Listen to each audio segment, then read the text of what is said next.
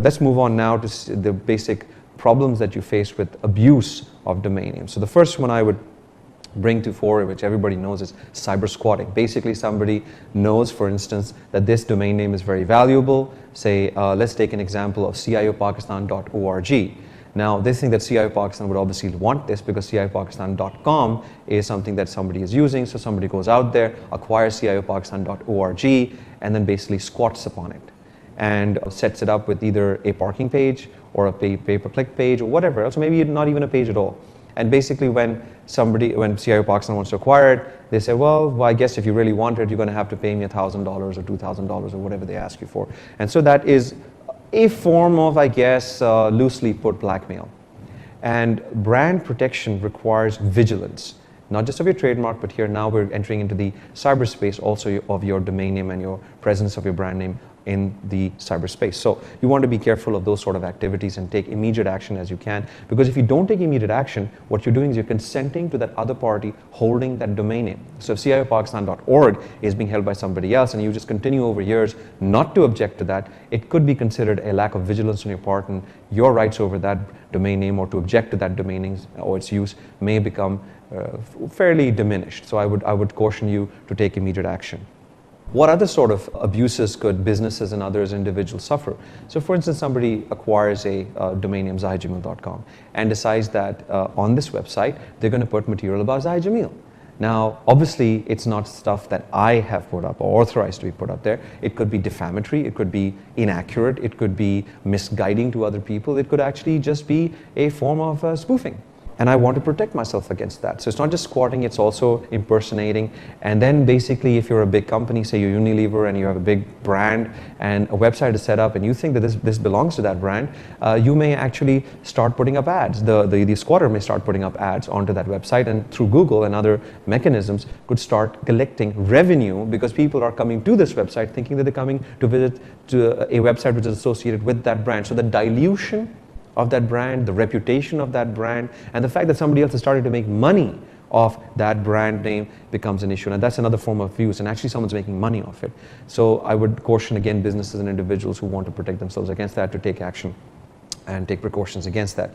The worst of all is the fraud and the issue of identity theft and spoofing, which occurs with the use of domain names. So for instance, the criminal activities where a bank, for instance, let's take an example of a bank we've seen in the past. I've used this in other presentations of mine, DIB, Faisal Bank. There are several other banks which are actually domain names which are actually not owned by those banks, but they look like they're being owned by those banks, and they actually have actual materials. You know, PIA, for instance, has a website, and if you go to that website, .pk, etc., you will find that this might actually not be PIA's website, but be a website of somebody else. Now that has a serious issue because you could actually say that I'm willing to sell tickets, or set up a portal where you can put your password and account number into it. Now that's identity theft, that's information theft, and it could actually lead to financial fraud. And that is a serious issue when it gets closer to criminal activity on the internet. And if you're not cautious about your brand name, and if you're a bank, for instance, or if you're a big business, say you're an FMCG, for instance, if you do not protect your domain name and be vigilant about whoever else is trying to either monetize that domain name or basically use it for criminal offenses, you might actually be doing your reputation harm, legal risks, other risks, and at the same time, consumers who are going to say, could sue you and say, well, look, isn't it your responsibility to protect this domain name? If I get fooled, did you let me know that this was out there? So those are important issues and risks that I think businesses need to now address in Pakistan and look at, be vigilant about setting up a trademark protection or brand protection group of people or individual who's responsible to look into these matters, and that would be my advice to most businesses. Moving on now to the sorts of legal protection one can acquire when registering domain names. The first one would be that please make sure that if this is in relation to or is the same as your brand name or a trademark, then your trademark is actually registered. So let's take an example of CIO Pakistan. If CIO Pakistan is a trademark and registered, or it hasn't been registered, then I think CIO needs to go out and register that brand name. If you're a business or a bank and your name is Dubai Islamic Bank or Faisal, the first thing you would want to do is you would want to register the name of that bank or that business as well.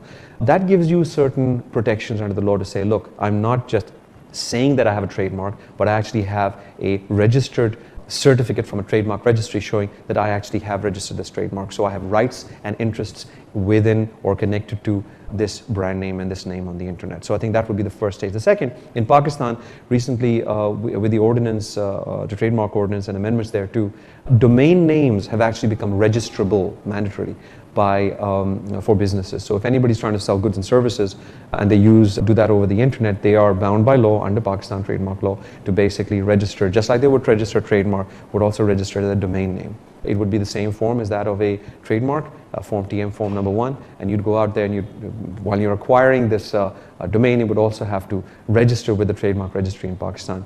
Little point here, note to self and others, this is not a very good approach from a policy perspective, because the trademark registry in Pakistan has absolutely no control over, for instance, CIOPakistan.com. This is internationally done. You can go and acquire it, use it, do what you want. And the trademark registry would have no enforcement arm or enforcement capability, or even its recognition or lack thereof would not affect your use of that domain name.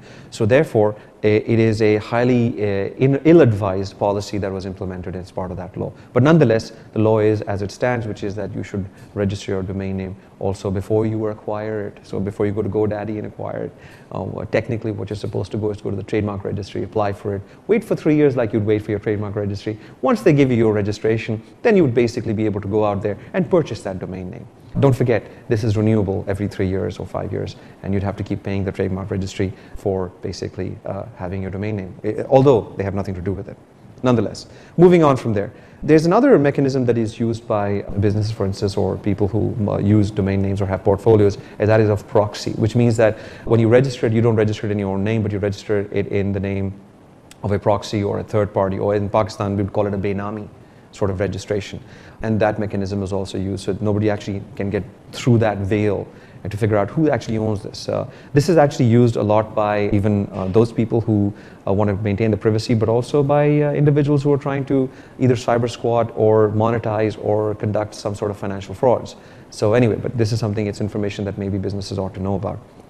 Finally, trademark management. It's important, I've said this earlier, I think in this also, that businesses, etc., must start thinking of portfolios, must start pointing out people in their organizations or nominating them who will be responsible just for this, which is protection of their brand on the internet. Now, this could, for purpose in Pakistan, be managed by the trademark protection group in a big business, for instance, a brand protection group in the business.